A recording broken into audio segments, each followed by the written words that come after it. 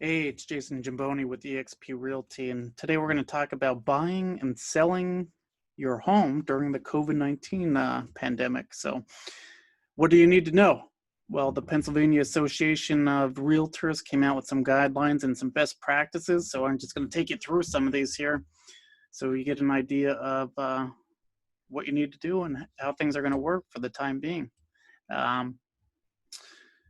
So basically, let's take a look at their document that the PAR sent out. Basically, they want you to perform as many activities as you can remotely where possible. And you'll see we got the green light from Governor Wolf here to May 19th. Now we're able to start real estate's essential. All right, so what else do we got here?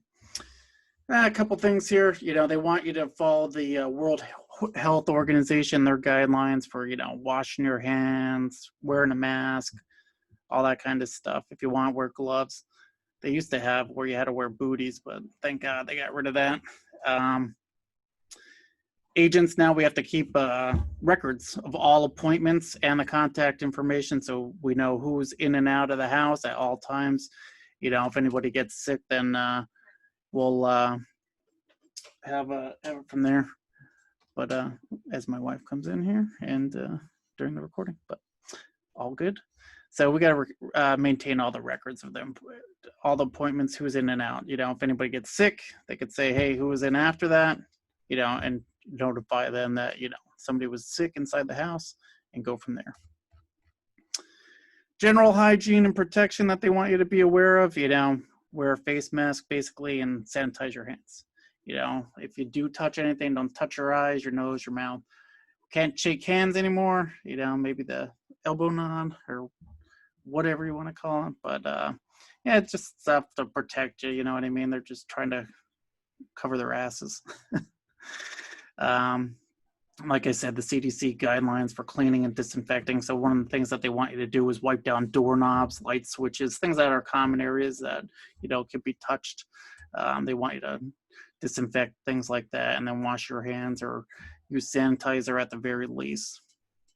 All right, so any individual present, they're coming out with a verbal health screening, and it's, a couple questions in the past 14 days. Do you know anybody that's been sick? Have you been sick? Anybody in your immediate family been sick? That kind of thing. And then they might have you sign a couple forms. One's the HSA form, and then one's the PAR. That's the public access request form, basically saying, you're accessing this property, the risks of entering someone else's property, you could get sick. You're aware of these things. Like I said, a lot of it's CYA. So here's some of the questions. Like I said, past 14 days, past 72 hours, have you had a fever, things like that. Yeah, anybody that's likely sick, they're not letting in.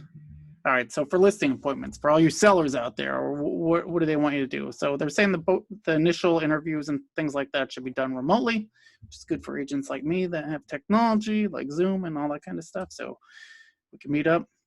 But this you'll see a lot of. No more than 3 individuals are allowed at the house at one time. So 1 agent and 2 sellers.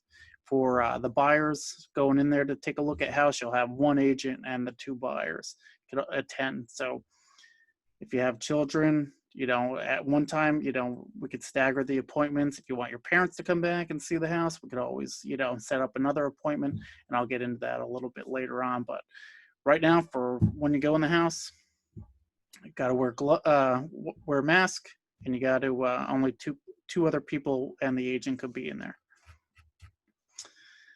And like I said, you'll get your verbal screening.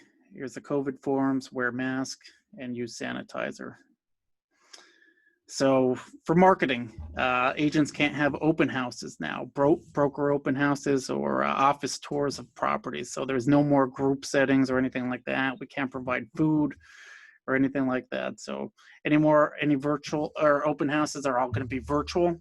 So, you could do the virtual walkthrough, have the agent go through there with their phone or whatever and take a look at the house for you.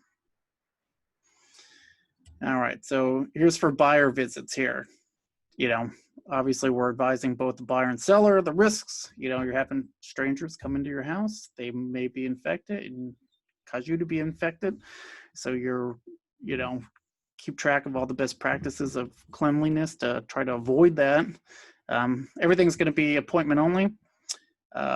Every showing now has to have a minimum of 30 minutes between showings. That gives you time to clean up the house between the showings if it's owner occupied.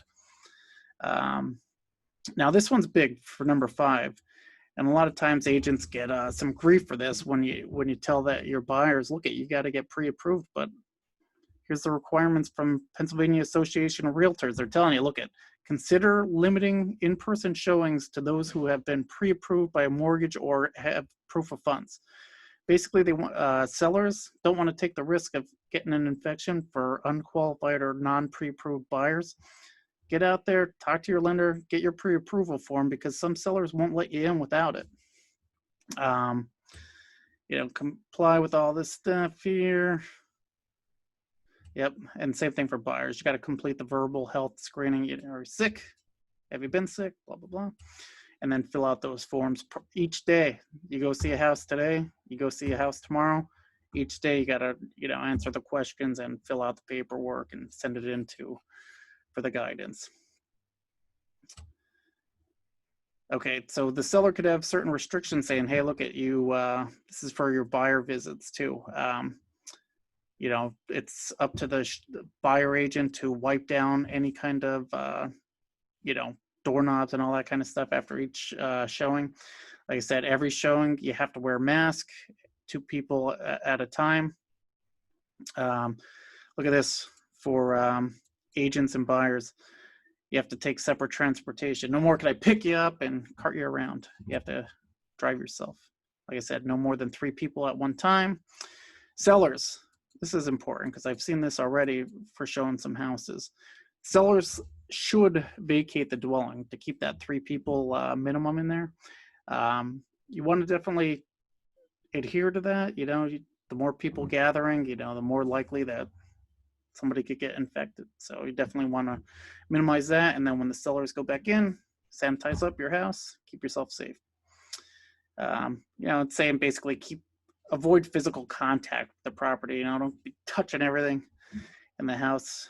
Take a look at it. If you're concerned about something, you could always, after the offer, go back in and inspect it, or have your inspector take a look at some things that you're curious of. But that was funny. They want you maintaining social distancing, so they want you staggering your entry or exits into doorways, and then, keeping 6 feet apart. So, even with the buyers and the buyer's agent, just talking remotely, like 6 feet apart from each other. And then, like I said, after every showing, the buyer's agent should be doing the cleaning or whatever was agreed upon by the sellers and the listing agent of cleaning doorknobs or lock boxes and all that kind of stuff. For negotiations, they want to do it all remotely if possible: email, teleconference, telephone, and then we could execute contracts electronically. So no more pen and paper. We could I have digital ink and DocuSign where I can send it to your email, you initial it, very legal, and we could get the offer paperwork out. And last thing I want to talk about is other service providers. So say if you do get your offer accepted, what happens with inspectors, appraisers, and contractors, and what about closing? How's that work? So it's basically the same exact thing as your showings.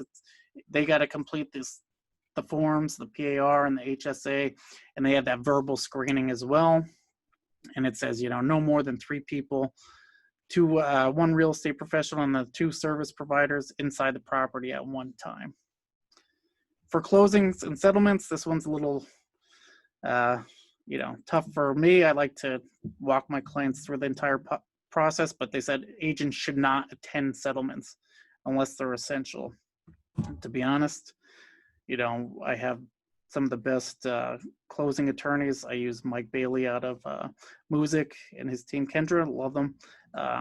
But, they take care of everything. I could sit there and walk it through the process, but I got a great team of people that do that. But so they don't want agents at the attendance. All they're doing is trying to limit who's on site and when. And then, like I said, when you go to the closing, you gotta use sanitizer and wear masks and face coverings and all that kind of good stuff too. But that's basically it. So real estate's open now. If you're looking to buy or sell or have any questions on any of this, give me a call, 570-793-1232. Again, Jason with eXp Realty.